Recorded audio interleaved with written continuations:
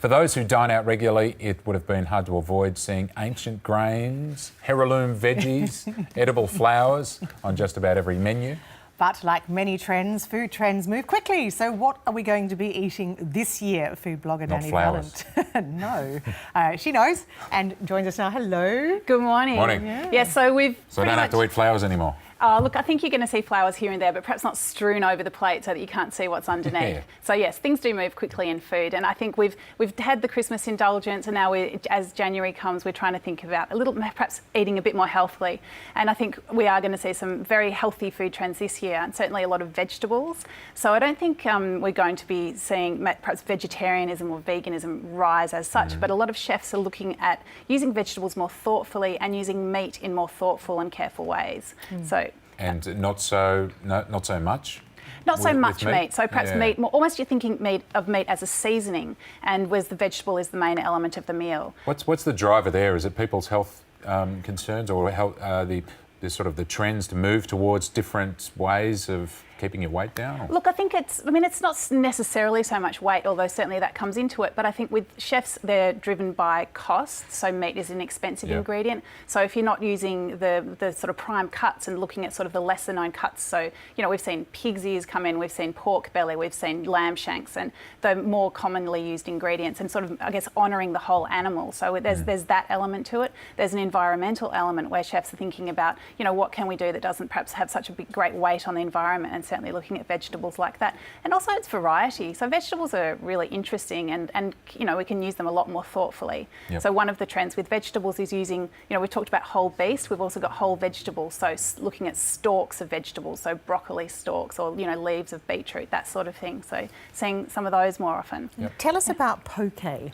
So do you poke? No, So- that's not another Well, you dance might move, after is it? today. but Yeah, it's different to dabbing. No, it's not even a dance move. So poke is a Hawaiian fish salad. So you could think of it as sushi that is bowled, not rolled.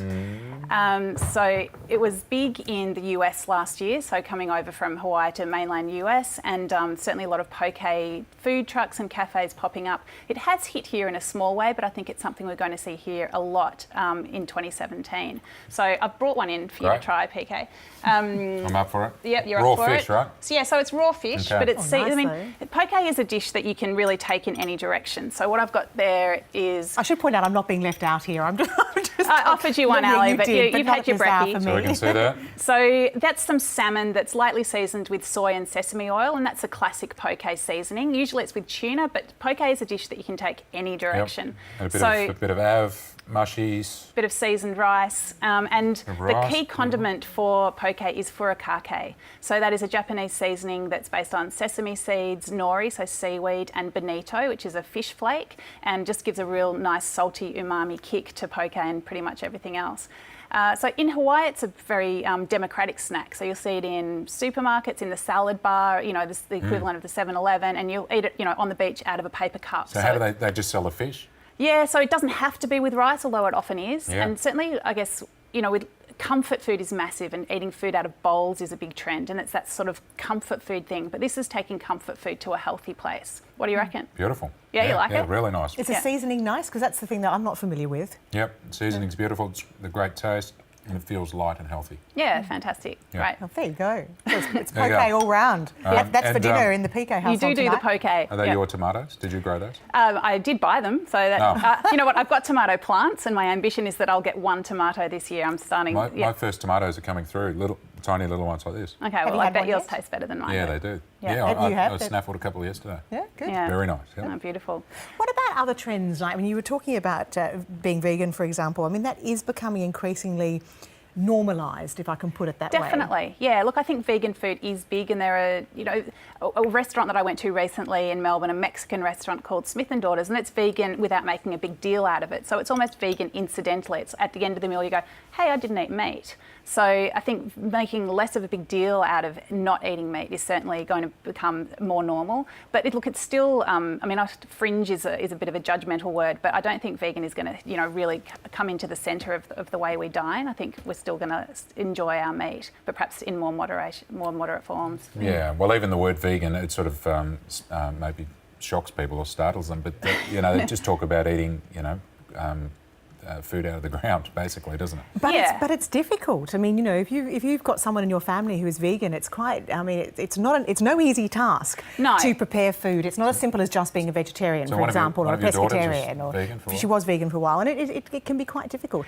And I was going to ask you about the etiquette of it. If you're invited to dinner and you're a vegan, do you say to your host, actually, I'm vegan, can you cater for that?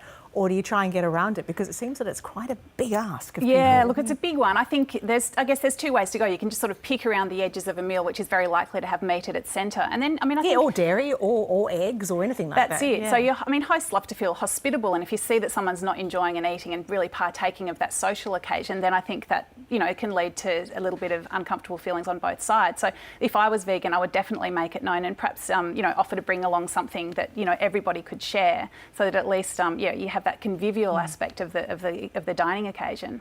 What's the etiquette of just eating in front of people? I think you can eat in front of the whole of Australia. Yes, exactly.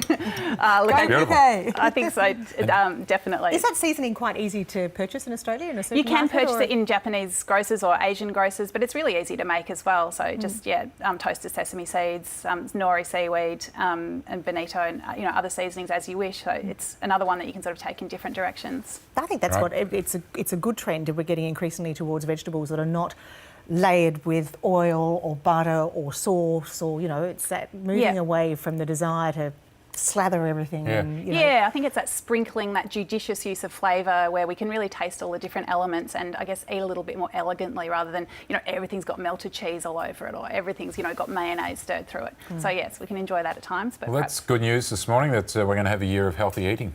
Yes, it's up to us, I suppose. Well, it is exactly, and we're allowed to have the odd, I don't know, naughty thing. I found a word that suits my eating habits: flexitarian. I love it. I'm totally on board with that. Yeah. Depends what mood you're in. Yeah, you can eat what you want. but you're in it. You're in the discussion. As long as you keep an eye on what you're eating, I think. That's all about balance, absolutely. Yeah. Great. All right. Very good. Thanks, Dani. Excellent. Great start to the year. And thanks for breakfast. For food. I'm going to finish this during the Sports Report with Ben.